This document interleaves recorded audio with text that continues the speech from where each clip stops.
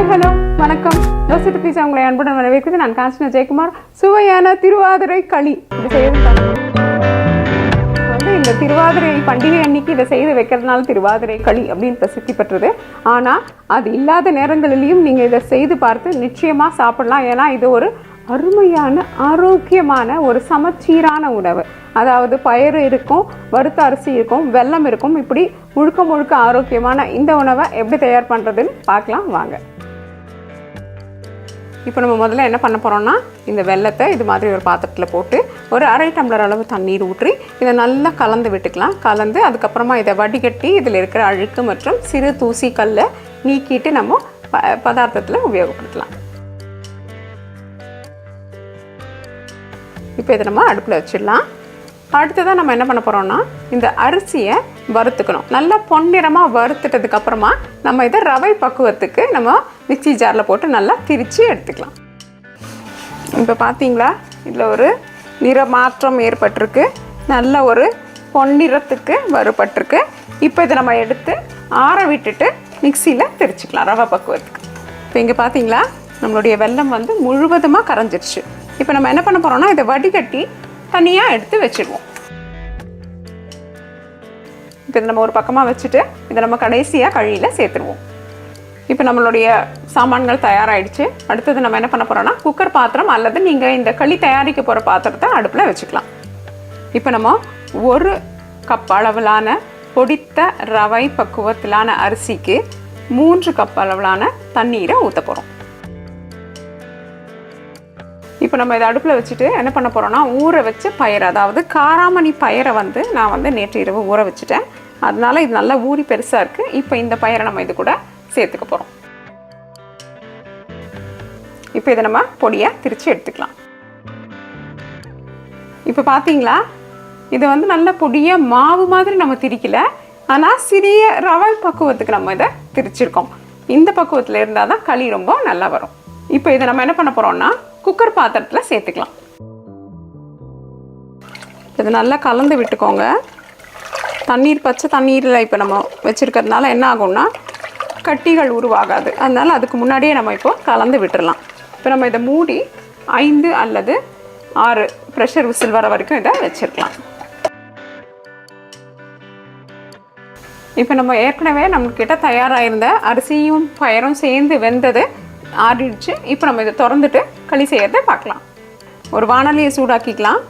சிறிதளவு நெய் சேர்த்துருங்க. இப்போ இந்த நெய்யில் முந்திரி பருப்பு மற்றும் திராட்சை பழத்தை சேர்த்துக்கலாம். கொஞ்சம் வறுபடட்டும். இப்போ நம்ம இந்த குக்கர் பாத்திரத்தை திறக்கலாம். பார்த்தீங்களா, அருமையாக வெந்திருக்கு.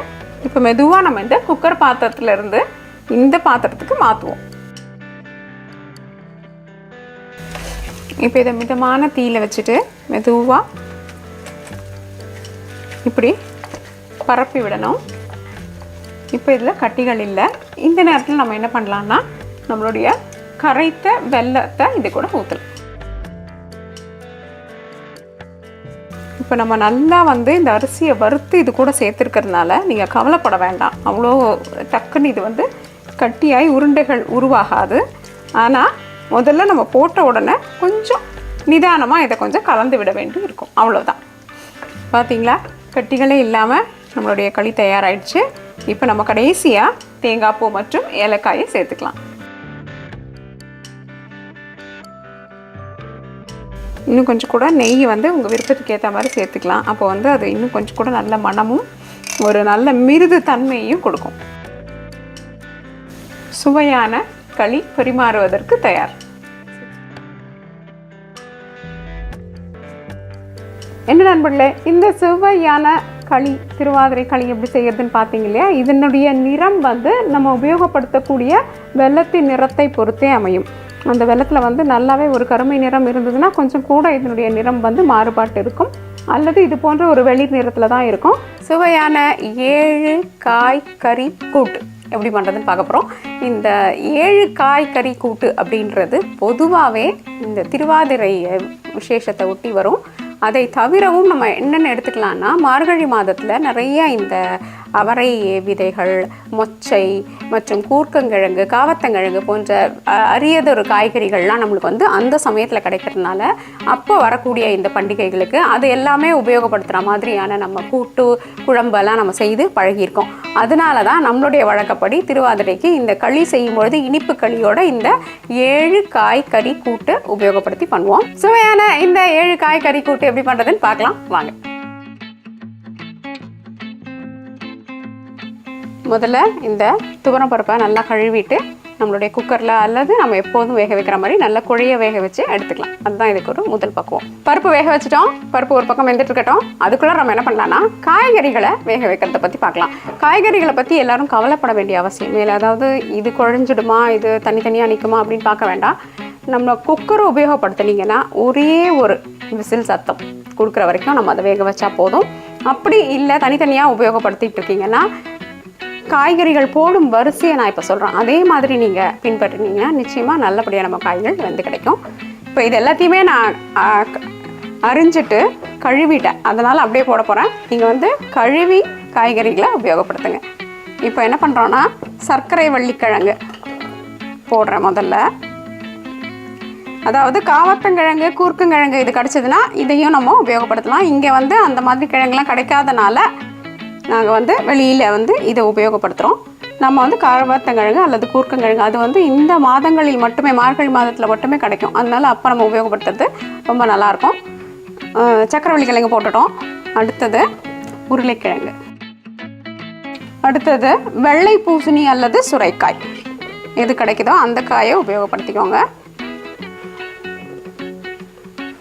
கேரட், பீன்ஸ், கல்யாண பூசணிக்காய் அல்லது மஞ்சள் பூசணிக்காய், கடைசியாக கொத்தவரங்காய். கொத்தவரங்காய் உடல் ஆரோக்கியத்துக்கு ரொம்ப நல்லது, அதனால நம்ம அதை சேர்த்துக்கிறோம். இந்த காய்கறிகள் நம்ம சேர்த்துருக்கிற காய் எல்லாமே ஆரோக்கியத்துக்கு ரொம்ப நல்லது. எந்த விதமான நச்சுத்தன்மையும் இல்லாத காய்கறிகளை நம்ம சேர்த்துருக்கோம். இப்போ எல்லா காயும் உள்ளே போட்டாச்சு. இப்போ நம்ம என்ன பண்ணலாம், ஒரு டம்ளர் அதிகமாக தண்ணி ஊற்ற வேண்டாம், ஒரே ஒரு டம்ளர் அளவுக்கு தண்ணியை ஊற்றிடலாம். உப்பு, மஞ்சள் பொடி இப்படி எதையும் இப்போ போட வேண்டாம். வெறும் இந்த காயை லேசாக வேக வச்சு எடுத்துக்கலாம். ஒரு சத்தம் வரைக்கும் விட்டு வைக்கலாம். இப்போ நம்ம குக்கரில் காய் வெந்துட்டுருக்கு. அடுத்த வேலை என்ன பண்ணுறதுன்னு பார்க்கலாம். நம்ம வறுக்க வேண்டிய இந்த பொருட்கள் எல்லாம் வறுத்து பொடி பண்ணி எடுத்துக்கலாம். தனியா, கடலைப்பருப்பு,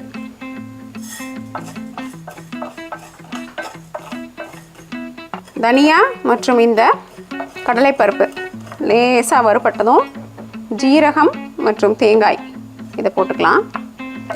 தேங்காயை திருகி வச்சுருந்தீங்கன்னா துருவின தேங்காயையும் போட்டுக்கலாம்.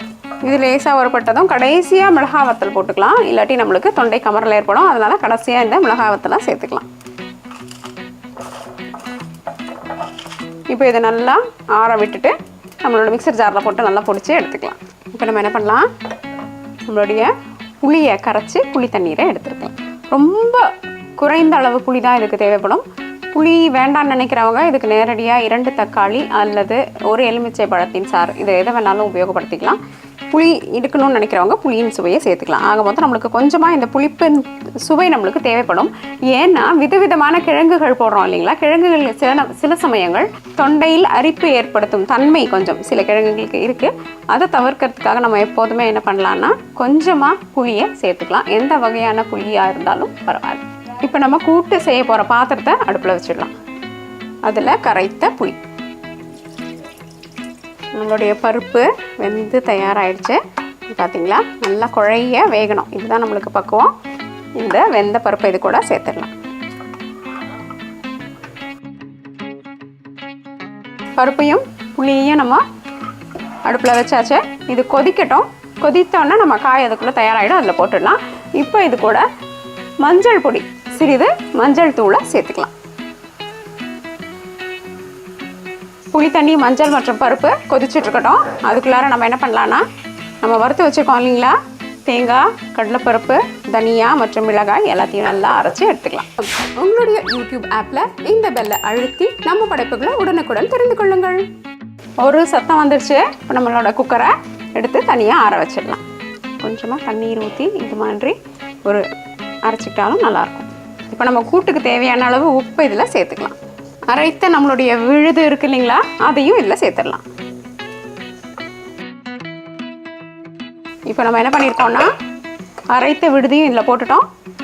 ஒரு 5 நிமிடம் கொதிக்கட்டும். அதுக்குள்ளே நம்ம காய் எப்படி வெந்திருக்குன்னு பார்க்கலாம். அருமையாக நம்மளுடைய காய் வெந்திருக்கு இல்லைங்களா. இப்போ நம்ம காயை கொதிச்சுக்கிட்டு இருக்கிற இந்த கூட்டில் சேர்த்துடலாம்.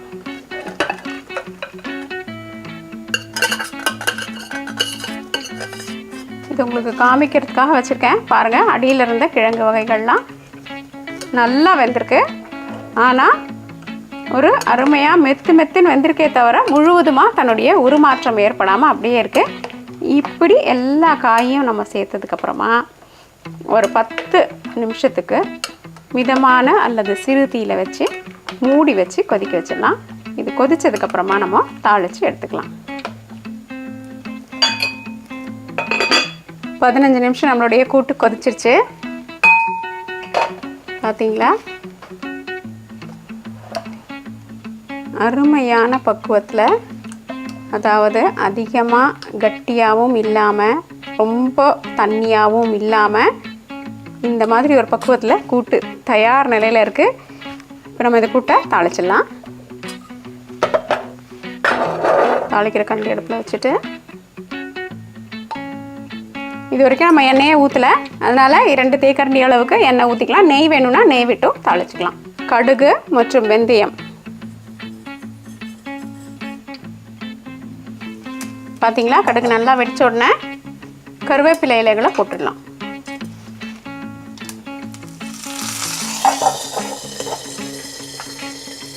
நம்மளுடைய தாளிப்பு தயாராகிடுச்சு.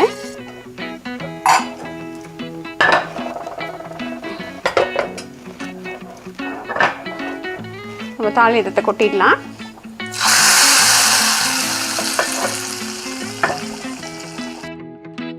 தாளித்து கொட்டினோன்னா நம்ம கூட்டின் மனமே ரொம்ப அருமையாக இருக்குது. என்ன அவர்களே, இந்த சுவையான 7 கறி கூட்டை செய்து பார்த்து உங்களுடைய கருத்துக்களை எங்ககிட்ட பகிர்ந்துக்கோங்க. தோசை டு பீஸா என்ற உங்கள் நாவிற்கும் வயிற்றுக்கும் நல்லதொரு சுவை. இந்த வீடியோ உங்களுக்கு பிடிச்சிருந்தா லைக் ப்ரெஸ் பண்ணுங்கள். தோசை டு பீஸாக்கு மறக்காமல் சப்ஸ்கிரைப் பண்ணுங்கள். நன்றி, வணக்கம்.